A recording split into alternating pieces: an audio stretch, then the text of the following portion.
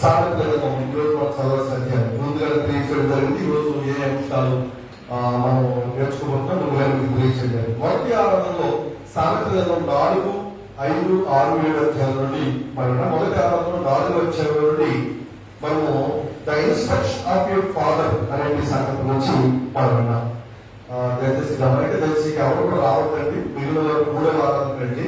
ఇక దయచేసి ఎవరు కూడా రావద్దు. మిగిలిన వారు 3వ ఆరాధనకు రావాల్సిన ప్రభుత్వం వచ్చిన అయితే ఈ 4వ అధ్యాయంలో నుండి ఉదయకాల మొదటి ఆరాధనలో the instruction of your father అనే విషయాన్ని మనం ఆయన తండ్రి యొక్క ఉపదేశం నుంచి మనం ఈ 2వ ఆరాధనలో ఇంతకుముందు మీకు తెలియజేశాను. 5వ అధ్యాయం నుండి the lips of A strange women అనే మాట అనగా 5వ అధ్యాయంలో ఈ మనం వినబోతున్నాం. ఈ జాస్తి పదవుల నుండి తేలిక కావాలనే విషయాల నుంచి మనం వినబోతున్నాం. ఇక 3వ వాక్యంలో మీకు చెప్పాం consider the base of the acts చివరికి నాతో కనిపెట్టుకొని 3వ వాక్యం మనం వినబోతున్నాం. 4వ వాక్యం ద 7 అబోమినేషన్స్ ద లార్డ్ హేట్స్ యెహోవాకు అసహ్యమైనవి 7 కలవరి విషయాల నుంచి 4వ వాక్యం వినబోతున్నాం. 5వ వాక్యంలో the base of the hand వ్యభిచార యొక్క మార్గంలో వచ్చిన విషయం మనం వినబోతున్నాం. ఈ 2వ వాక్యం చూపించినట్టుగానే 5వ అధ్యాయము 1 నుండి మనము 14 వచ్చిన భాగాలను చూస్తే the lips of A strange women అనే ఒక వర్తమానాన్ని మనం ఈ ఉదయకాలంలో ఈ 2వ వాక్యం ఉన్నాం. 5వ అధ్యాయంలో 5వ అధ్యాయం 3వ వచనం నుండి ఈ మాట మనం చూస్తే 3వ వచనం మనకు గమనిస్తే జారస్త్రీ పెదవుల నుండి తేనె కారును దాని నోటి మాటలు నూనె కంటెను నూనెపైనవి కాదు. ఇది కొంచెం వినడానికి వినసొంపుగా ఉంటుంది. అంతగా ఆత్మీయంగా క్రైస్తవులుగా దేవుడి పిల్లలుగా ఈ మాటలు వింటున్నప్పుడు మనకు ఎలా ఉంటుందంటే ఎవరికి బోధనకి ఏమి లేవంటే ప్రసంగానికి ఏమీ లేదా, ఈ ప్రసంగమే మేము ముగిదిందా ఈరోజు అని అనేవారు కూడా లేకపోలేదు. కానీ బైబిల్ గ్రంథంలో ఉన్న ప్రతి మాట ప్రతి వాక్యము దేవుని యొక్క చిత్తాన్ని మనం ఎదిగేదిగా ఉన్నది. అభ్యంతరకరంగా ఉండాలి, వినసొంపుగా ఉండవు. కానీ దేవుని మాట దేవుడు మన క్షేమం కోరి ఆయన పిల్లలుగా ఆయన బిడ్డలుగా బ్రతకడానికి మనం ఎలా ఉండాలో ఎలా ఉండకూడదో లోకం ఎలా ఉంటుందో చాలా స్పష్టంగా దేవుడు తన గ్రంథంలో నుండి మనకు తెలియజేస్తాడు. ఇప్పుడు మనం ఆ మాట చదివినప్పుడు అది బాగుంటుంది వద్దండి, మనం వేరే మాట్లాడుతున్నాం, వేరే ప్రసంగం చేసుకుందాం అని ఉద్దేశం అయితే మనలో ఉంటే మన దేవుడి యొక్క చిత్తాన్ని దేవుడి ఉద్దేశాన్ని మనము ఎప్పటికీ మనం తెలుసుకోలేదు. ఈరోజు చాలా మంది ఉన్నటువంటి పరిస్థితులు ఎలా ఉంటే అందుకే ఇంతకుముందు ఆలోచన కూడా చెప్పడం జరిగింది. అనుకూలమైన బోధలు ఏంటంట అనుకూలం అంటే అనుకూలం కానీ బోధలు ఉన్నాయా అంటే మనం వినకూడదు. అంటే వినబుద్ధికి ఆదుకుని మా బోధలు, వినబుద్ధికి ఆదుకుని మాటలు ఎవరు నేను ఎవరైనా అటువంటి వారు అనుకుంటున్నారా అంటారు కొంతమంది. అటువంటి వాళ్ళు కాదు కానీ లోకం ఎలా ఉన్నది అనేది మనం తెలుసుకోవాలి. ఇప్పుడు మన సందర్భాల్లో మనం తెలియకుండా ఒక ఎటువంటి ప్రవర్తనలోని కూడా వెళ్ళిపోతుంటాం తెలియకుండానే. కాబట్టి రోజు కూడా చాలా మంది తప్పు చేసేవారు, పాపం చేసేవారు వాళ్ళు తెలిసి తప్పు చేయరు, కొంతమంది తెలియకుండానే. అందులో తెలిసి చేసిన పాపము తెలియక చేసిన పాపమని బైబిల్ గ్రంథంలో సందర్భాలు మనం చూడవచ్చు. వ్యవహారానికి మొదటి పత్రిక 5వ అధ్యాయంలో తెలిసి చేసిన పాపము తెలియక చేసిన పాపం తెలియదండి మనకి. ఈ రోజున ఈ 2వ వర్తమానంలో ఈ 5వ అధ్యాయం 3వ వచనం మనం చూస్తే జారస్త్రీ అనే ఒక స్త్రీ గురించి మాట్లాడుతున్న మాట. ఇది కొంతమందికి ఇబ్బందికరంగా ఉండొచ్చు. అయితే ఇక్కడ గమనించినది కేవలం స్త్రీ అనే కాదు, పురుషుల గురించి కూడా మనం గుర్తించగలగాలి. ఇక్కడ రాయబడుతూ జారస్త్రీ పెదవుల నుండి తేనె కారును. మనం ఒక మాట ఒక సానుకూల బాగా వస్తుంది ఏంటంటే ఆడు పెదాల మీద పప్పలు కాల్చేస్తాడు కొంతమంది. పెదాల మీద పప్పలు కాల్స్తున్నారంటే అర్థం ఏంటంటే అమ్మో ఆడి మాటలు కోటలు దాటేస్తాడు అంటారు కొంతమంది. మాటలు ఏమవుతాయంట కోటలు దాటేస్తాయి. ఈరోజు దేవుడికి కుమారుడుగా దేవుడి కుమారుడిగా ఈ మాటలు చూసినప్పుడు బైబిల్ ఏమంటాడంటే జారస్త్రీ పెదవుల నుండి తేనె కారును దాని నోటి మాటలు నూనె కంటేనూ నూనెపైనవి. ఎప్పుడైనా ఒకవేళ మనం అలాగా మన మాటలు మన పెదవులు వచ్చే మాటలు ఒకవేళ ఆ రీతిగా ఉన్నట్లయితే అవి ఖచ్చితంగా నాశనాన్ని నడిపిస్తున్నాయి. అవి ఖచ్చితంగా చూడండి 5వ వచనంలో దాని నడతను మరణమునకు దిగుటకు దారి తీరు, దాని అడుగులు పాతాళమునకు చక్కగా చేరును అనే మాటలు ఇక్కడ మన దేవుని వాక్యంలో మనం చూస్తాం. ఈరోజు ఇప్పుడు ఈ మాటలు వింటున్న నీవు సామెతల గ్రంథంలో జ్ఞాని సొలొమోను ద్వారా దేవుడు రాయించిన ఒక విలువైన మాట ఏంటంటే, జార స్త్రీ పెదవుల నుండి తేనె కారుతుంది, దాని నోటి మాటలు నూనె కట్టును నునుపైనవి. ఎంతో మంది ఇటువంటి మాటలకి పడిపోయిన వారు ఉన్నారు. కొంతమంది మాట్లాడుతున్నప్పుడు ఆ మాటల మాయలో, ఆ మాటల మత్తులో పడిపోయి తమ జీవితాలని ఈ రోజున పాడు చేసుకున్న మనుషులు మనం ఎంతో మందిని మనం చూస్తున్నాం. వివాహమైన తర్వాత కూడా, లేక వివాహానికి ముందుగా అనేక మంది పిల్లరా, యవనస్తులు కావచ్చు, యవనరాళ్ళు కావచ్చు, వివాహమైన వారు కావచ్చు, వివాహం కాని వారు కావచ్చు, అనేక మంది ఎటువంటి వాటికి పడిపోతున్న వారు ఉన్నారంటే చాలా మంది ఆ మాటలకు పడిపోయినని అంటారు కొంతమంది. ఏ మాటలు అవి? నిన్ను నిత్య నాశనాన్ని నడిపించే మాటలు, నేను నిత్య జీవంలో నుండి తొలగింపజేసి, అక్కడ అంటున్న మాట మనం చదువుతున్నాం 5వ వచనం, దాని నడతలు మరణమునకు దిగుటకు దారి తీను, దాని అడుగులు పాతాళమునకు చక్కగా చేరును.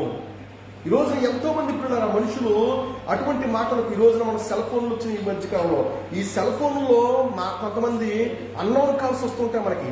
అనగా ఆ నెంబర్ తెలియదు, ఎవడో ఒక నెంబర్ నొక్కుతూ ఉంటాడు, నొక్కి మాట్లాడుతుంటాడు, ఎవడు మీరు చాలా అందంగా ఉన్నారు, మీ మాట చాలా బాగుంది అంటే. ఎలా ఉంటున్నాయంటే ఈ రోజున మనుషులను పాపంలోనికి నడిపించడానికి అనేక మంది అనేక రకాలుగా పిల్లల ఇక సోషల్ మీడియాని ఇక సాధనాలను ఉపయోగించుకుని ఆ మాటలు వింటే ఆ మాటల మత్తులో అనేక మంది పడిపోయి మనం జ్ఞాపకం చేస్తాను, తమ జీవితాలను పాడు చేసుకున్న వారు ఎంతో ఎంతో ఎంతో మంది ఉన్నారండి లోకంలో.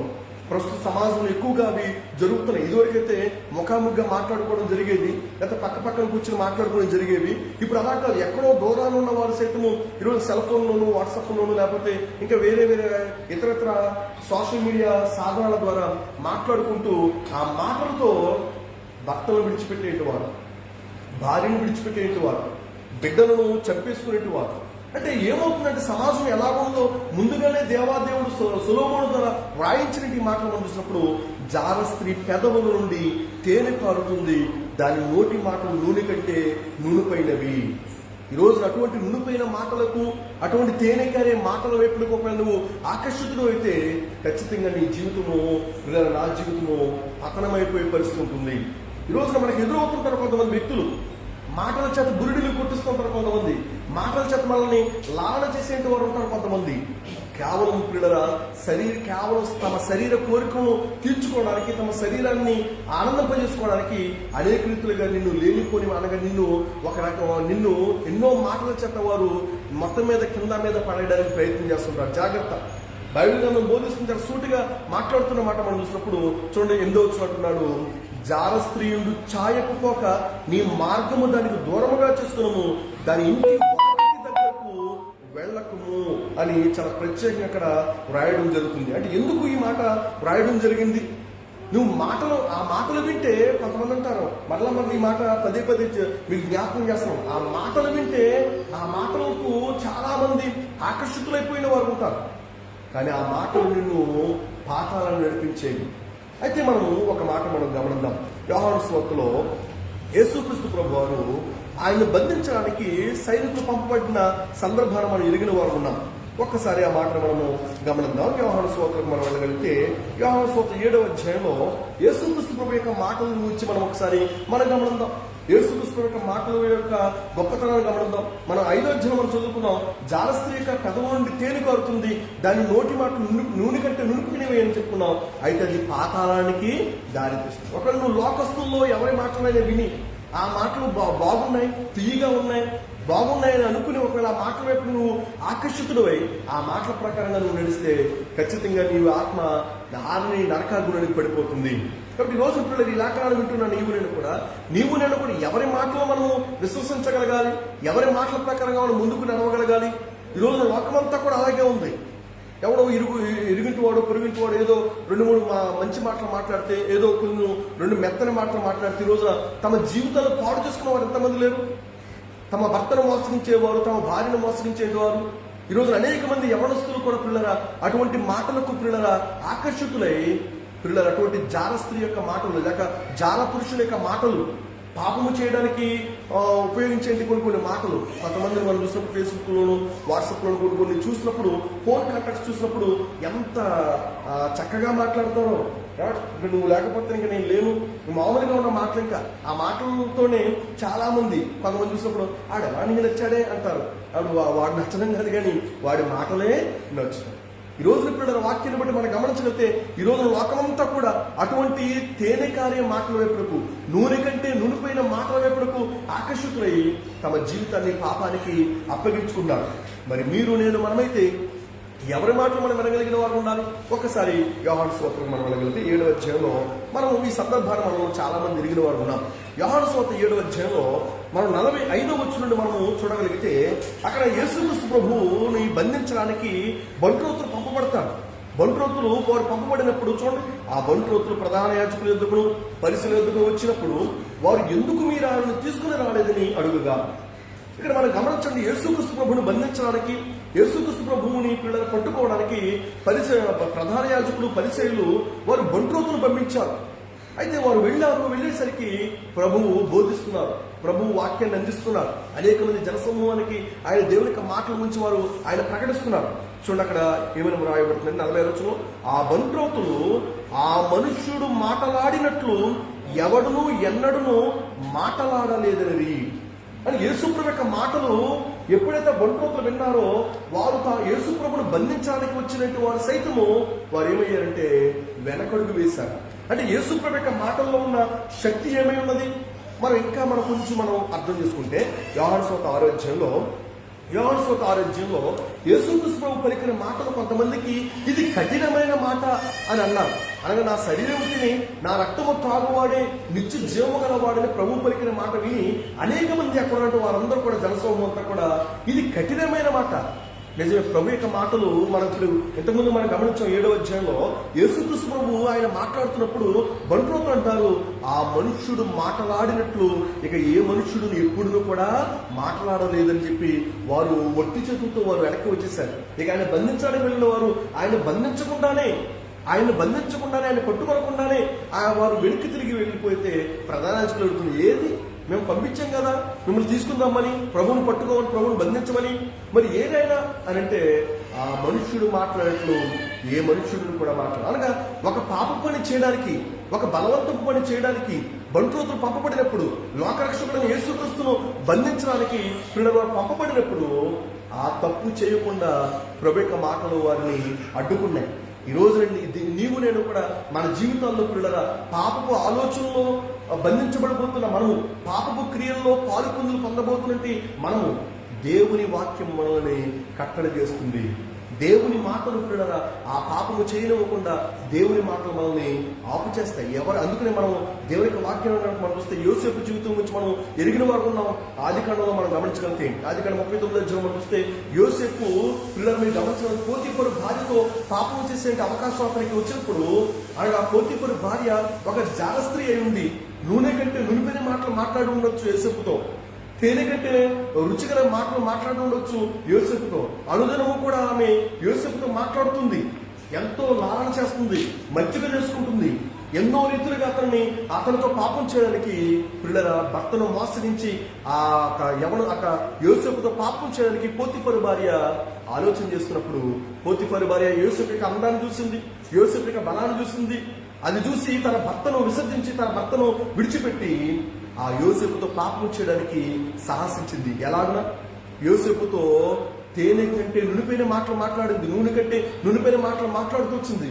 అయినప్పటికీ కూడా యోసేపు పాపము చేయకుండా ఉండడానికి గల కారణము ఒకే ఒక కారణము అతనిలో దేవుని యొక్క భయం అనేది కారణం. అందుకనే అక్కడ అంటున్నమాట, నేను ఎట్లు ఇంత ఘోరమైన దుష్కార్యము చేసి నా దేవుని దృష్టికి నేను అపరాధులవుతాను అని అక్కడ మాట్లాడుతున్నమాట మనం ఆదికాండం 39వ అధ్యాయము 9వ వచనంలో మనం చూడొచ్చు. ఆదికాండం 39వ అధ్యాయం 9వ వచనంలో యోసేపు ఏ విధంగా పోతీఫరు భార్య యొక్క ఆ తేనె కంటే రుచి అయిన మాటల వైపులకు, నూనె కంటే నూనెపైన మాటల వైపులకు ఆకర్షితుడు కాకుండా ఏ విధంగా తను తాను కాపాడుకున్నాడో ఒక చక్కటి ఉదాహరణ యోసేపు జీవితంలో పిల్లలు మనం నేర్చుకోవచ్చు. ఈ రోజు ఎంతో మంది పిల్లల అటువంటి అవకాశం వస్తే ఈ రోజు పిల్లల పాప పని చేయడానికి ఎంతో మంది సాహసిస్తున్నారు. వాటి కోసం ఎదురు చూసేంటి వారు ఉన్నారు. పాపం చేసే పరిస్థితులకి ఈ రోజున ప్రవేశించడానికి చాలా మంది ఆరాటపడుతున్నారు. ఎప్పుడెప్పుడా అని ఎదురు చూసేంటి వారు. ఏదో అపవాది గర్జించడం వల్ల ఎవరిని మింగుదురా అని ఎదురు తిరుగుతున్నట్టుగా ఈ రోజు అనేక మంది జాగ్రత్తం చేయడానికి, వ్యభిచారం చేయడానికి, పాపపు కార్యాలు చేయడానికి ఎప్పుడెప్పుడు అవకాశం వస్తుందా, ఎప్పుడెప్పుడు ఈ అవకాశం కలుగుతుందని చాలా మంది పిల్లల ప్రయత్నం చేసేటి వారు ఉన్నారు. ఎందుకనంటే వారితో పాపం చేయడం అనేది నూనె కంటే, వారి మాటలు ఎటువంటి మాటలు, నూనె కంటే నూనెపైన మాటలు, తేనె కంటే తీయనైన మాటలు. కాబట్టి ఈ రోజు పిల్లల వాక్యాన్ని బట్టి మనం గమనించగలిగితే ఈ ఆదికాండం 39 కాబట్టి నేను ఎట్లు ఇంత ఘోరమైన దుష్కారం చేసి దేవునికి విరోధంగా పాపము కట్టుకుందని తన యజమానుడి భార్యతో అన్నాడు. దేవుని మాటలు వింటే దురదృష్టం ఏంటి, ఈ రోజున దేవుని మాటలు వినేటట్టు వాడు, దేవుని మాటలు ప్రకటించేటి వారు సైతం. నిన్న నా వాట్సాప్లో ఒక మెసేజ్ వచ్చింది, తమిళనాడు అనుకుంటాను. ఒక ఆయన పాస్టర్ గారు చెప్పుకోవడానికి సిగ్గుచెట్టు కూడా, నిజంగా ఈ మాటలు చెప్పడానికి కూడా చాలా ఇబ్బందికరమే. ఎలా ఉన్నదని అంటే పరిస్థితి, ప్రార్థన ప్రత్యేక ప్రార్థన అని చెప్పి, ఆల్ నైట్ ప్రేయర్స్ అని చెప్పి ఒక పాస్టర్ గారు బహుశా మీ దగ్గరకు వచ్చి ఉండొచ్చు. ఒక నేను దాన్ని నా దగ్గర ఉంటే నేను వాట్సాప్లో స్టాటస్లో దాన్ని షేర్ చేస్తాను, తర్వాత న్యూస్లో రావడం చాలా విచిత్రం, చాలా ఇబ్బందికరం, చాలా అవమానకరమైన కార్యం. అంటే అతను చేస్తే మిగిలిన వారిని బట్టి, అతన్ని బట్టి మిగిలిన పాస్టర్ అందరూ కూడా అలాగే అనుకుంటారుగా. సమాజం అంతా కూడా ఏమనుకుంటారు, ఒక పాస్టర్ తప్పు చేస్తే, ఒక క్రైస్తవుడు తప్పు చేస్తే మొత్తం అందరూ కూడా అటువంటి వాళ్ళే. సంఘంలో ఒక వ్యక్తి తప్పు చేస్తే సంఘంలో ఉన్న వాళ్ళందరూ కూడా అటువంటి వాళ్ళే అనే ఒక ముద్రను వేసేటి వారు ఉన్నారు. ఆన్లైన్ ప్రేయర్స్ పేరుతో అమ్మాయిలతో వ్యభిచారం చేసేంటి సేవకుడు అని చెప్పి పేపర్లో వచ్చేవాడికి చాలా బాధ కలిగింది. అంటే ఏం జరుగుతుంది, వాక్యాన్ని వింటున్నా కూడా, వాక్యాన్ని చదువుతున్నా కూడా, వాక్యాన్ని నేర్చుకుంటున్నా కూడా అనేక మంది అటువంటి పాపపు క్రియలకు, శారీరక క్రియలకు పిల్లల బానిసలైపోతున్నారు. జాగ్రత్త. బైబిల్ గ్రంథం బోధిస్తుంది. ఈ రోజు దేవుని యొక్క వాక్యాన్ని బట్టి మనం గమనించకపోతే సామెతల 5వ అధ్యాయం రాయబడుతున్నమాట, నువ్వు ఆ జార స్త్రీ ఉండే ఇంటి ఛాయకు కూడా నువ్వు వెళ్ళొద్దు. అసలు ఆ మాటలు వినొద్దు. కొంతమంది అంటారు, మన లోపల ఒక 3 కోతుల గురించి మనం అంటాం, చెడు వినకు, చెడు కనకు, చెడు మాట్లాడు. కానీ ఇప్పుడు సమాజం అంతా ఎలా ఉందంటే చెడునే వినేవారుగా, చెడునే చూచేవారుగా, చెడునే మాట్లాడేవారుగా ఉన్నారు. అంటే ఏదైతే చెయ్యొద్దు అంటున్నారో అదే చేసేంటి వారుగా ఉన్నారు. కాబట్టి ఈ రోజున నీవు నేను క్రైస్తవులుగా, దేవుని పిల్లలుగా, ఈ రోజున పిల్లల మన ఆత్మీయ జీవితాన్ని మనం సరి చేసుకోవడానికి ఒకళ్ళు తెలుసో తెలియకో అటువంటి నూనె కంటే నూనెపైన మాటలు, తేనె కంటే తీపి అయిన మాటలు కదా అని చెప్పి ఆ మాటల వైపు నువ్వు ఆకర్షితులు అయితే నీ ఆత్మీయ జీవితం పతనమైపోతుంది. ఎందుకు ఈ మాట మీతో మాట్లాడుతున్నట్టు, యేసుక్రీస్తు యొక్క మాటలు ఎలా ఉన్నాయంటే, బంటోతులు వారు వెళ్ళి ఆ యేసుప్రభును బంధించడానికి వెళ్ళిన వారు సైతము ఆయన్ని బంధించకుండా ఎందుకు వెనతిరిగి వెళ్ళిపోయారు అనగా, ఆయనను పట్టుకోవడం, ఆయన బంధించడం అది పాపము. అనగా యేసుప్రభు ఆయన లోకరక్షకుడు, ఆయన ఈ లోకమంతటికి కూడా పాపముల రక్షకుడైన యేసుక్రీస్తును బంధించడం. ఆయన మాటలు కూడా, దేవుని మాటలు మన పాపము చేయకుండా మనల్ని ఏం చేస్తుంటాయి, అడ్డుకుంటాయి. ఈ రోజు పిల్లలు అనేక మంది పిల్లల దేవుని మాటలు వింటూనే, దేవుని మాటలు చదువుతూనే, దేవుని మాటలు పిల్లలు ప్రకటిస్తూనే పాపపు జీవితంలోనికి వెళ్ళిపోతున్న వారిని మరి ఏమనాలి? ఆనాడు బంట్రోతులకున్న ఆ కనీస ఆలోచన కానీ, అయ్యో యేసుప్రభు యొక్క మాట వారు విన్నప్పుడు వారు అన్న మాట ఉంటే ఆ మనుష్యుడు మాట్లాడినట్లు ఇక ఎవడును ఏ మనుష్యుడు కూడా మాట్లాడలేదు. ఎటువంటి మాటలు అవి? ఒక్కసారి యోహాను సువార్తలోనే 6వ అధ్యాయం అనేకమైన సంగతులు కూడా కొన్ని సంగతులు మీతో మాట్లాడతాం. 6వ అధ్యాయం మనం చూస్తే 6వ అధ్యాయం 60వ వచనంలో మనం చూస్తాం. యోహాను సువార్తలోనే 6వ అధ్యాయం 60వ వచనంలో ఆయన శిష్యులలో అనేకులు ఈ మాట విని, ఇది కఠినమైన మాట, ఇది ఎవడు వినగలడని చెప్పుకోండి. యేసుప్రభు యొక్క మాటలు కఠినంగా ఉంటాయి. అందుకనే కదా లోపల ఒక సామెత చెప్తుంటారు, నిజం ఎలా ఉంటుందా, నిష్ఠూరంగానే ఉంటుంది. నిజం మాట్లాడితే ఎలా ఉంటుందండి? నిజం మాట్లాడితే నిష్ఠూరంగానే ఉంటుంది. లేదు నిష్ఠూర పెడుతున్నట్టుగా, కానీ అది వాస్తవం. యేసుప్రభు యొక్క మాటలు అవి ఎలా ఉన్నాయంటే న్యాయంగా ఇవి దయగల మాటలు అనే విషయం మనం ఎరిగిన వారు ఉన్నాం. కానీ ఇక్కడ వాక్యం రాబడుతుంది, అది కఠినమైన మాట. కొన్ని సందర్భాల్లో వాక్యం నిన్ను వాక్యపు అందరూ ప్రారంభం జ్ఞాపకం చేసి ఈ ప్రసంగం ప్రారంభించడం ఇది కఠినంగా ఉంటుంది. సామెత గ్రంథం 5వ అధ్యాయం కావచ్చు, 7వ అధ్యాయం కావచ్చు, మనం వింటున్నప్పుడు అది ఎలా ఉంటుందంటే మళ్ళీ 5వ ఆరాధనలో ద వేస్ ఆఫ్ ది హ్యార్లట్ అనేటువంటి ఒక అంశాన్ని నేను చెప్పబోతున్నాను. అది కూడా కఠినంగానే ఉంటాయి, కఠినమైన పదాలుగానే ఉంటాయి, కఠినమైన మాటగానే ఉంటుంది. కానీ ఆ కఠినమైన మాట నిన్ను పిల్లల కఠినాత్మను చేయకుండా చేస్తుంది, నిన్ను పాపము నుండి విడిపింపజేస్తుంది. యేసుక్రీస్తు ప్రభువు ఆనాడు మాట్లాడిన మాటకు బండ్రోతు అందరూ కూడా వెనుతిరిగి వెళ్ళిపోయారు. అయితే ఇక్కడ ఒక మాట మనం చూద్దాం. యోహాను 6:6 ఇది కఠినమైన మాట అని అంటే పేతురు అంటున్నాడు, అక్కడ అనేకులు ఆయన విడిచిపెట్టి వెళ్ళిపోయారు. అమ్మో, ఇటువంటి మాటలైతే మాకు కష్టం అండి, ఇటువంటి బోధనలు అయితే మాకు కష్టం అండి, ఇటువంటి బోధనలు మేము వినమండి, ఇటువంటి బోధనలు మాకు వద్దు అని చెప్పి ఆనాడు ఆ మాటకి, యేసుప్రభు యొక్క మాటకి అనేక మంది చూడండి. ఒకసారి మనం గమనించగలిగితే దేవుని వాక్యం మనం చూసినప్పుడు 66వ వచనం మనం చూస్తే 66వ వచనంలో అప్పటి నుండి ఆయన శిష్యుల్లో అనేకులు వెనుక తీసి మరి ఎన్నడూ ఆయనను వెంబడింపలేదు. అలాగే యేసుప్రభు యొక్క మాటలు ఈ రోజున కొంతమంది దేవుని మాటలు అంటే ఎందుకు ఆకర్షితులు కారు? ఎందుకనంటే ప్రభు దగ్గరికి ఒక యవనస్తుడు వచ్చాడు, అయ్యా నేను నిత్యజీవం పొందాలంటే ఏ మంచి కార్యం చేయాలంటే ఆ ప్రభు అంటున్న మాట, నువ్వు నరహత్య చేయవద్దు, వ్యభిచరింపవద్దు, దొంగిలవద్దు, అబద్ధ సాక్ష్యం పలకవద్దు, నీ తల్లిదండ్రులను సన్మానించు, నిన్ను వల్ల నీ పొరుగువారిని ప్రేమించు అని ప్రభు చెప్పినప్పుడు, అయ్యో ఇది కఠినమైన మాట అని అనలేదా యవనస్తుడు? అయ్యా నేను బాల్యం నుండి కూడా ఇవన్నీ కూడా నేను అనుసరిస్తూనే వచ్చాను, ఇంకా నాకేంటి కొదువా అని అడిగాడు. అంటే ఈ రోజు ఇప్పుడు దేవుని మాటలు ఇవి కఠినమైన మాటలుగా నువ్వు గమనించి ఆ మాటలకు ఒకవేళ నువ్వు దూరమైతే నీ ఆత్మ ఆరి నరకంలో పడిపోతుంది. ఈ రోజు నువ్వు దేవుని యొక్క మాటలు ఒకవేళ నీకు కఠినంగా ఉండొచ్చు, వినసొప్పుగా ఉండకపోవచ్చు, వినడంలోని వారిగా మనము ఉండొచ్చు, కానీ ఆ మాటలు పిల్లలు నిన్ను నిత్య జీవాన్ని నడిపిస్తాయి. అదే పేతురు అంటున్నాడు, ఆనాడు ఆ ప్రభు యొక్క మాట విని అనేక మంది ఇది కఠినమైన మాట, ఇది ఎవడు వెనగలడని చెప్పుకొని అనేకులు వెలుగు తీశారు. అనేకులు ఇంకా ఆయన మరి ఎన్నడూ కూడా వెంబడించలేదట. ఎందుకు వచ్చిందంటే అంతగా వారు భావించారు. కానీ ఆ తర్వాత పేతురు మాట్లాడుతున్నమాట, ప్రభు అంటున్నారు, మీరు కూడా వెళ్ళిపోవాలని ఉన్నారా? చూడు 6:67 వచ్చిన అంటే, కాబట్టి యేసు మీరు కూడా వెళ్ళిపోవాలని ఉన్నారని 12 మందిని అడుగుగా సీమోను పేతురు అన్న, ప్రభువా ఎవరి యొద్దకు వెళ్ళుదుము, నీవే నిత్య జీవపు మాటలు గలవాడవు. యేసు ప్రభువా అని ఏమైందంటే ఆయన మాటలు ఏమైందంటే నిత్య జీవాన్ని నడిపించేవి. నిత్య జీవాన్ని నడిపించే మాటలు కొంచెం కఠినంగానే ఉంటాయి. సత్యం ఎప్పుడు కూడా చేదుగానే ఉంటుంది. సత్యం ఎప్పుడు కూడా ఎలా ఉంటుందండి? చేదుగానే ఉంటుంది. కానీ ఈ రోజు సత్యములకు వచ్చే యొక్క కల్పనా కథ ఎప్పుడు తిరిగే కాలంలో మనం ఉన్నాము, అబద్ధాల వైపు తిరిగే కాలంలో ఉన్నాం. ఈరోజు దేవుని బోధ విషయంలో కూడా అనేక మంది నూనె కంటే నూనెపైన మాటలుగా బోధిస్తున్నారు అబద్ధాన్ని. తేనె కంటే తీపిగా మాట్లాడుతున్నాం. ఏమన్నా ఆయన చెబితే చాలా వినాలనిపిస్తుందండి, కానీ ఆయన చెప్పేదంతా కూడా ఏంటి? అన్ని అబద్ధాలే, అన్ని వాస్తవాలైతే కాదు. బైబిల్ గ్రంథంలో లేని సంగతులన్నీ కూడా మాట్లాడుతున్నప్పుడు మనకి వినసొప్పుగా ఉంటుంది, కానీ దేవుని మాటలు కఠినంగా ఉంటాయి, కొంచెం గుచ్చుకుంటాం. అందులో పేతురు పెంతుకొస్తున్న పండుగ దినాన అతను ప్రసంగిస్తున్నప్పుడు అనేక మంది ఏమయ్యారట? తమ హృదయములో నొచ్చుకున్నారంటున్నారు. అక్కడ రాయబడుతున్నమాట అపొస్తలుల 2వ అధ్యాయంలో వారు హృదయంలో వారు ఏమయ్యారట? పొడవబడ్డారు. ఈరోజు దేవుని మాటలు నిన్ను నన్ను కూడా అవి నొచ్చుకునేటట్టుగా చేస్తాయి, కఠినంగా ఉంటాయి, అవి నిన్ను పొడుస్తూ ఉంటాయి. ఇది నేనైనా అన్న ఉద్దేశంతో అవి కనబడుతూ ఉంటాయి. అయితే ఆ నొచ్చుకునే మాటల వైపుకు, కఠినమైన మాటల వైపుకు నువ్వు ఆకర్షితుడు కాకుండా ఆ మాటల ప్రకారంగా నీ ఆత్మను కాపాడుకోకుండా ఉన్నట్లయితే ఈరోజు పిల్లలు పరలోకానికి దూరం అయిపోతావు. పరలోకానికి చేరకుండా పిల్లల ఈ రోజున నీ ఆత్మ పాతాళంలో పడిపోయే ప్రమాదం ఉన్నది. ఈ రోజు ఈ 5వ అధ్యాయం మనం చూసినప్పుడు the lips of A strange women అనగా జారస్త్రీ యొక్క ఆ పెదవు నుండి వచ్చే మాటలకు నువ్వు ఆకర్షితువై, ఎందుకు పనికిరాని మాటలు, ఎందుకు ఉపయోగపడిన మాటలు, మోసకరమైన మాటలు, పాపముతో కూడిన మాటలు ఈరోజు ఎంతో మంది పిల్లల ఈరోజు మనం వింటూ ఉన్నాం. లోకంలో ఎంతో మంది పిల్లలు అటువంటి మాటల వైపులకు ఈ రోజు పిల్లలు ఆకర్షితులై తమ జీవితాన్ని పాపంలోనికి నెట్టివేసుకున్నారు. అయితే బైబిల్ అనుభవిస్తుంది అసలు ఆ మాటలు వినడం కాదు, కానీ ఆ మాటలు మాట్లాడే వారి జోలికేని వెళ్ళొద్దు. తియ్యగా మాట్లాడుతున్నారు కదా, చక్కగా మాట్లాడుతున్నారు కదా, అవి అసలు కఠినంగా లేవు, ఖండించట్లేదు, గద్దించట్లేదు, బుద్ధి చెప్పట్లేదు, చక్కగా ఉన్నాయి, నీట్గా ఉన్నాయి అని అనుకుంటే నువ్వు పొరబడినట్లయితే.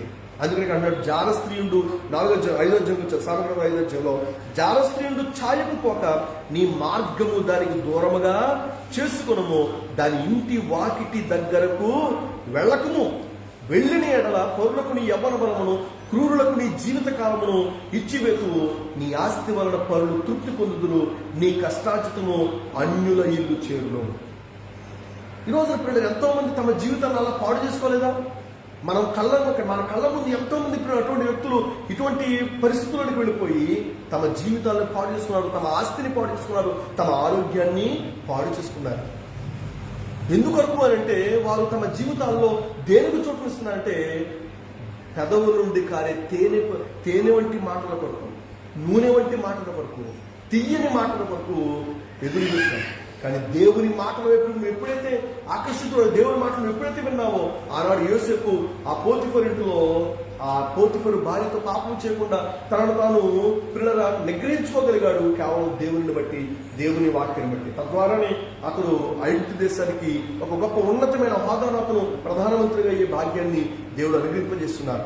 ఈ రోజున నీ జీవితంలో కూడా పిల్లల ఒక ఉన్నతమైన స్థితిలోకి నువ్వు వెళ్ళగలగాలంటే నువ్వు వెళ్ళకూడనివి ఏంటంటే తేనె కంటే నునిపోయిన మాటలు, నూనె కంటే నునిపోయిన మాటలు, తేనె కంటే తీయని మాటల వైపుకు నువ్వు ఆకర్షితులైతే అది ఖచ్చితంగా నీ ఆత్మకు నీ ఆత్మను పాత్రను నడిపిస్తుంది. యెహెజ్కేలు గ్రంథంలో అంటున్న మాట, ప్రవక్త యెహెజ్కేలు ద్వారా ఈ మాటలు మనం గమనించగలిగితే దేవుని మాటలు మరి మనకి ఎప్పుడు తీయగా కనబడతాయి? దేవుని మాటలు మరి ఎప్పుడు కూడా కఠినంగా ఉన్నాయని మనం చెప్పుకున్నాం. అవి కఠినంగా ఉన్నాయి, ఆ మాటలు కొంచెం హెచ్చరికతో కూడినగా ఉన్నాయి, ఆ మాటలు కొంచెం బాధను కలిగింపజేస్తాయి. మనం చదువుకున్న అపొస్తలుల 2వ అధ్యాయంలో అవి హృదయంలో నొచ్చుకుంటే పొడవ పడతాయి. అందుకే దేవుని వాక్యము రెండంచెలు గల ఎటువంటి ఖడ్గము కట్టును వాడిగా ఉండి ప్రాణాత్మలను, కీళ్లను, మూలుగును విభజించినంత మట్టుకు దూరుచు హృదయం యొక్క తలంపులను, ఆలోచనను శోధిస్తున్నదని హెబ్రీ పత్రిక 4వ అధ్యాయంలో దేవునికి వాక్యం మనం వింటున్నాం. అంటే దేవునికి వాక్యం అది ఎలా ఉంటుందనంటే అది నిన్ను నన్ను కూడా సరిచేసే రీతిగా ఆ మాటలు ఉంటాయి. అందులో కొంతమంది మనం చూసినప్పుడు లోకంలో కొన్ని సామెతలు మనం ఉంటుంటాం. ఏంటంటే పెద్దల మాట చద్దన్నం మూట అంటూ ఉంటారు. అలాగే పెద్దలు చెప్పారంటే వాళ్ళు అనుభవంతో చెప్పారు. వారు అటుగా వెళ్ళొద్దు అన్నారంటే దాని అర్థం ఏంటి? వారు అటుగా వెళ్ళారు, వారు అపరాధంలో పడ్డారు, దాని గురించిన సంగతి వారు ఎరిగిన వారు ఉన్నారు కాబట్టి హెచ్చరిక చేస్తున్నారు. అందులో రోడ్డు మీద చూడ ప్రమాదకరం మలుపుకున్న జాగ్రత్త అని ఎందుకు అక్కడ సైన్ బోర్డులు పెడుతుంటారు అంటే ఒకప్పుడు అక్కడ ప్రమాదం జరిగింది, ఆ మలుపులో ప్రమాదం జరుగుతుంది కాబట్టి ప్రభుత్వం వారు ఒక సైన్ బోర్డు పెట్టారు. ఆ బోర్డు చూసినా కూడా నువ్వు వినకుండా ముందుకు వెళితే అదే ప్రమాదం నీ జీవితానికి ఎదురవుతుంది. ఈ రోజున దేవుని యొక్క వాక్యాన్ని బట్టి మనము ఆలోచన చేయగలిగితే ఈ రోజున కొన్ని మాటలు మనల్ని నచ్చని మాటలుగా ఉంటాయి, వినడంలోనే మాటలుగా ఉంటాయి, అసలు వినసొప్పుగా ఉండే మాటలుగా ఉన్నాం మనం. దానిని బట్టి ఒకవేళ పిల్లలు నువ్వు ఒకవేళ దేవుడికి దూరం చేసుకుంటే వాక్యం వస్తుంది. యెహెజ్కేలు గ్రంథము 3వ అధ్యాయం మనం చూస్తే 3వ అధ్యాయం 3వ వచనంలో ఒక మాట మనం చూద్దాం. యెహెజ్కేలు గ్రంథం 3వ అధ్యాయం 3వ వచనంలో, నరపుత్రుడా, నేను ఇచ్చుచున్న ఈ గ్రంథమును ఆహారముగా తీసుకుని దానితో నీ కడుపు నింపుకుని నాతో సెలవిగా నేను దాన్ని భక్షించుకుని అది నా నోటికి తేనె వలె మధురముగా ఉండెను. ప్రవక్త యెహెజ్కేలు గ్రంథంలో నుండి మనం వింటున్న ఈ మాటలు కూడా మనం చూస్తుంటే ఆ మాటలు ఎలా ఉన్నాయట? దేవుని గ్రంథపు మాటలు. అక్కడ అంటున్న మాట 3వ అధ్యాయం 3వ వచన భాగంలో మనం చూసినప్పుడు ఆ గ్రంథమును నేను ఆహారముగా తీసుకుని దానితో నేను నీ కడుపు నింపుకుని నాతో సెలవిగా నేను దానిని భక్షించుకుని అది నా నోటికి తేనె వలె మధురంగా ఉంది. దేవుని మాటలు తేనె కంటే మధురంగా ఉన్నాయనే మాట మనం వినుకున్నాం. జుంటె తేనె ధారల కంటే మధురాతి మధురం అనే పాట మనము పాడుతూ ఉంటాం. అంటే మీరు గమనించగలిగితే 119వ కీర్తనలో ఆ సందర్భాలు మనము ఆలోచించగలిగితే 119వ కీర్తనలో అక్కడ రాయబడుతున్న మాట దేవుని యొక్క ధర్మశాస్త్రం గురించి, దేవుని యొక్క మాటల గురించి మనం చూస్తున్నప్పుడు 119వ కీర్తన 119వ కీర్తన 104వ వచనం మనం చూస్తే 103వ వచనం 119వ కీర్తన 103వ వచనం మనం చూస్తే నీ వాక్యము నా జిహ్వకు ఎంతో మధురములు, అవి నా నోటికి తేనె కంటే తీపిగా ఉన్నాయి. మనం చదువుతున్నాం 5వ అధ్యాయంలో సామెత గ్రంథంలో జారస్త్రీ పెదవు నుండి తేనె కారును, దాని నోటి మాటలు నూనె కంటే నునిపోయినవి అని మనం వింటున్నాం. కానీ ఇక్కడ మనం చూసినప్పుడు నీ వాక్యమును నా జిహ్వకు ఎంతో మధురములు అంటే ఎప్పుడైతే ఒక వ్యక్తి వాక్యాన్ని ప్రేమిస్తున్నాడో, వాక్యాన్ని అనుసరిస్తున్నాడో,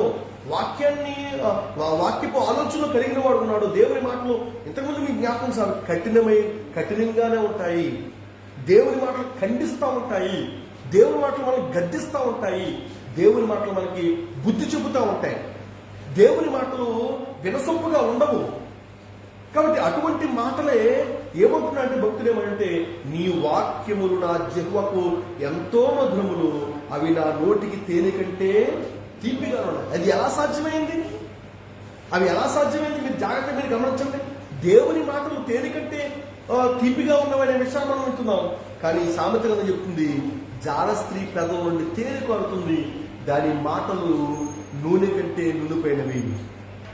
ఈ రోజు ఒక విశ్వాసిగా ఉన్న నీవు నేను కూడా లోక సంబంధమైన వాటిని కనుక పిల్లలు నువ్వు ఆలోచన చేస్తే అది ఖచ్చితంగా పిల్లరా నీ ఆత్మను పాపంలో నడిపిస్తుంది. లోకం ఒక సామెత చెప్తున్నారు, తినగా వేము ఎలా ఉంటుందట, తెయ్యగలరు.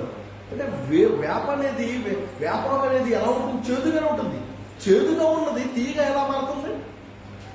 ఆ చేదుగా ఉన్నా సరే దానిలో ఉన్న గుణాన్ని కనుక మనం తెలుసుకుంటే, అది చేసే మేలు గురించి మనం తెలుసుకుంటే, అది ఇచ్చే ఆరోగ్యాన్ని గురించి మనం తెలుసుకుంటే, దానివల్ల కలిగే ప్రయోజనాల గురించి మనం తెలుసుకుంటే ఖచ్చితంగా అది మనకి తేలిగానే ఉంటుంది. నీకు అర్థమవుతుందా? అంటే ఎందుకు ఈ మాట మనం జ్ఞాపకం చేసి, దేవుడి వాక్యములో ఉన్న ప్రయోజనాలు, ఆ వాక్యం మనల్ని ఏం చేస్తుంది?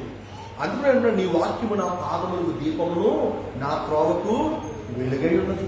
నీ వాక్యమే నన్ను బ్రతికించున్నది, బాధలు ఇదే నాకు నెమ్మది కలుగు చేస్తుంది. అనగా వాక్యములో ఉన్న శ్రేష్టతను కనుక నువ్వు తెలుసుకుంటే, ఆ వాక్యం నీకు ఎలా ఉందంటే తేనె కంటే, జుంటె తేనె ధారల కంటే మధురాతి మధురంగా ఇలా దేవుడికి వాక్యం కావాలి. అందులో ఏసుకెళ్ళి మనం చూసినప్పుడు ఆ గ్రంథాన్ని అతను భక్షించగానే అది నా నోటికి తేనె కంటే నునుపుగా ఉన్నది, తేనె కంటే తీయగా ఉన్నది అంటున్నాడు.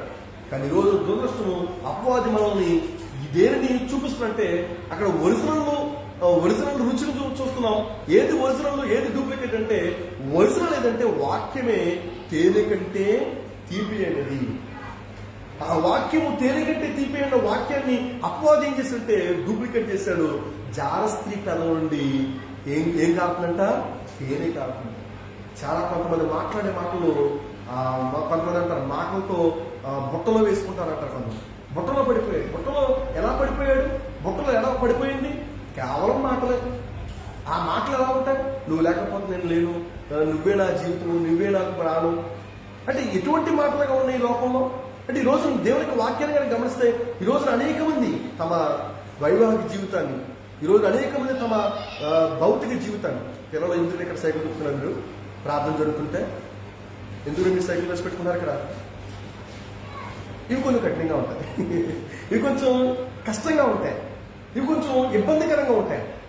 కానీ ఎప్పుడైతే దేవుని మాటలు అవి నీలోనికి ఎప్పుడైతే వెళ్తాయి, కనుక ఎప్పుడైతే దేవుని మాటల శ్రేష్టం, అందుకనే పేతురు అన్నాడు, నీవే నిత్యజీవపు మాటలు కలిగిన వాడు. దేవుని మాట ఎటువంటి మాట అండి?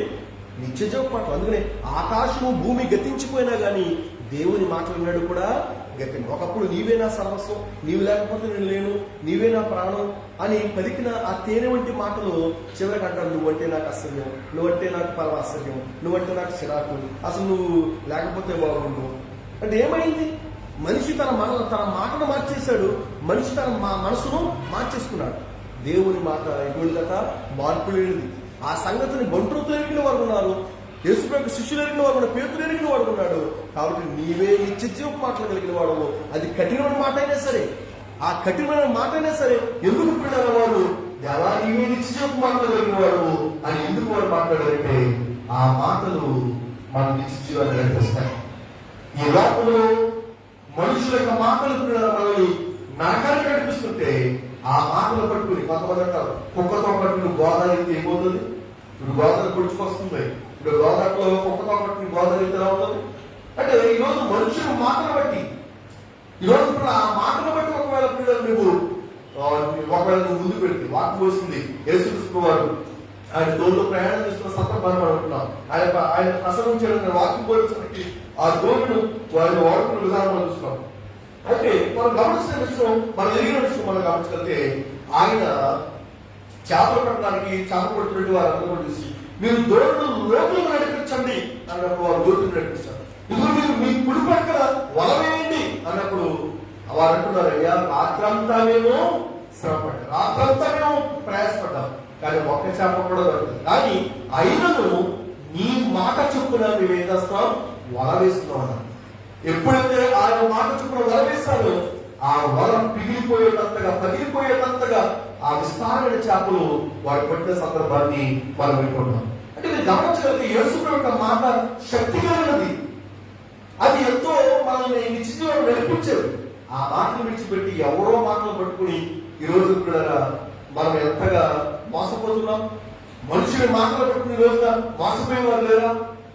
ఈ రోజు కూడా దేవుని మాటలు గొప్పతనం తెలుసుకుంటే అది నీ కఠినంగా కనబడతారు, అది ఖండించేదిగా కనబడతారు, గద్దించేదిగా కనబడతారు. వినసొంపుగా ఉండదు, దేవుని మాటలు వినసొంపుగా ఉండదు. కానీ ఆ మాటలే తేలి కంటే తీపిగా కనబడతాయి. నువ్వు వినగా ఆ మాటల శాస్త్రం నువ్వు గుర్తిస్తే, ఆ మాటలు వింటే ఏం జరుగుతుందో సంగతిగా నీకు అర్థమైతే, అందులో వాక్యం రాబట్టి నా మాట ప్రకారంగానే మీరు పరలోకాన్ని పెడతారు అనే మాట ప్రభు మాట్లాడతారు. నేను చెప్పు మాటే నువ్వు నిజ జీవనం నడిపిస్తున్న విషయాన్ని బైబిల్ పిల్లగా ఈరోజు నీవు కూడా మనం గమనిస్తాం. కాబట్టి ఈ రోజున ఈ 2 వర్తమానంలో జాస్తి కథ నుండి తేలిక అవుతుంది, దాని మాటలు నూనె కంటే నూనెపోయినవి. అటువంటి మాటలను అనుసరించి నీ ఆత్మీయ జీవితాన్ని పాటు చేసుకోవద్దు. ఈ మాటలు ఎంతవైతే వింటున్నారో ఈ రోజున వింటున్న నీవు నేను కూడా ఈ రోజు ఫేస్బుక్ లో కావచ్చు, వాట్సాప్ లో కావచ్చు, లేదా నీ ఫోన్ లో కావచ్చు, ఎంతో మంది కూడా తెలిసి తెలియని వారు కూడా ఫోన్ చేసి మాట్లాడి వారు నిన్ను వారి మాటలతో వారిని బంధించాలని సిద్ధమైనప్పుడు అలాంటి దూరంగా ఉంది. ఆ మాటలు వినదు. ఏ మాటలు మనకు కావాలంట? దేవుడిక మాట. అవి గట్టిగా ఉంటాయి, ఇబ్బందికరంగా ఉంటాయి, వినవలనిగా ఉంటాయి. కానీ ఆ మాటలు మనల్ని నిజ జీవానికి నడిపిస్తాయి. ఆ మాటలే మనం పరలోకాన్ని నడిపిస్తాయి. ఆ మాటలే పిల్లలు మనల్ని మంచి మార్గంలో నడిపిస్తాయి. అట్టి మాటలు పిల్లగా దేవుడు ఈ రోజున పిల్లగా ఈ గ్రంథం దాన్ని తెలియజేస్తున్నారు. ఆ మాటలు అనుసరించి మన జీవితాన్ని మనం సరిచేస్తున్నాం. ఇక్కడ మీకందరికీ ప్రభుత్వంలో నా ప్రత్యేక వందనాలు తెలియజేస్తున్నాం. మన ప్రభుత్వ సంస్కృతిగా మనమందరూ కలిసి ఏ పాపం జరిగింది ఏ పాపం పడుతుందా ఈ కింద పాటు శాంతి ప్రతి ఒక్కరు కూడా ఈ శాంతి చెప్పడం శుభ్రం చేసుకోవాల్సిన ప్రభుత్వం. ఏ పాప